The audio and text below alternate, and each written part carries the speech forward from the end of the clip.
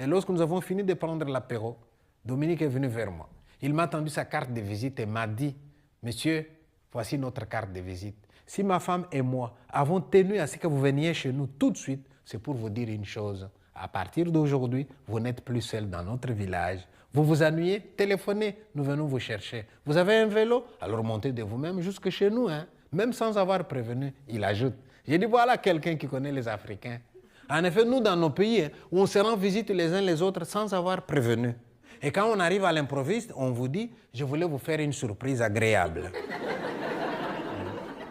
Donc vous êtes prévenus. Hein? Un Africain qui débarque chez vous à 22h30 sans vous avoir sonné au préalable, dans sa tête, il vous fait une surprise agréable. La surprise est d'autant plus agréable qu'il arrive au moment où vous l'attendez le moins. Et j'ai pris congé, je suis parti. Et la nouvelle s'est répandue dans le village. Mais tout de suite, les gens ont discuté. Mais est-ce qu'il est normal, ce monsieur-là? Est-ce que ce n'est pas un malade mental? Et les autres, pourquoi le prendre pour un malade mental? Quelqu'un qui vient chez nous, on n'est pas allé vers lui, lui a pris l'initiative de venir vers nous. Pourquoi pas? Ne l'oubliez pas, en Belgique, en France, dans les villages, demandez à votre papi, à votre mamie, dans le temps, il y avait un banc devant la maison de votre papi et de votre mamie. Hein? L'étranger pouvait s'asseoir aussi. On pouvait lui donner un verre d'eau. Hein? Et il n'y a pas si longtemps que ça, vous savez. Et puis alors, vous avez tracé les autoroutes pour aller très vite.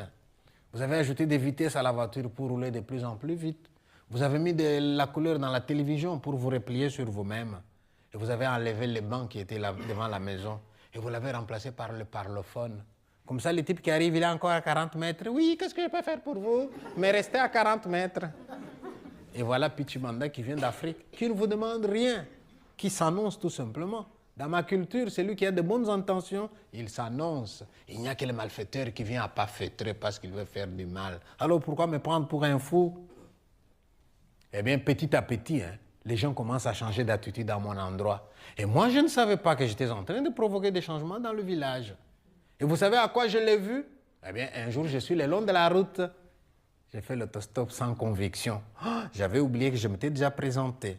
Et j'ai fait ça. Qu'est-ce que je vois? 3 voitures qui s'arrêtent et je pouvais choisir celle dans laquelle je voulais monter.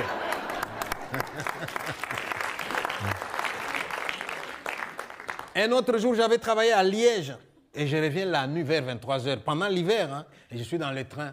Et voilà le contrôleur qui vient vers moi. Monsieur, votre billet de train. Je lui montre mon billet quand on arrive tout près de Otigny. Il regarde, monsieur, vous êtes en retard. À Otigny, vous n'avez plus de correspondance. Vous auriez dû partir plus tôt. Le train vient de partir. Qu'est-ce que vous allez faire? C'était le dernier, il est 23h.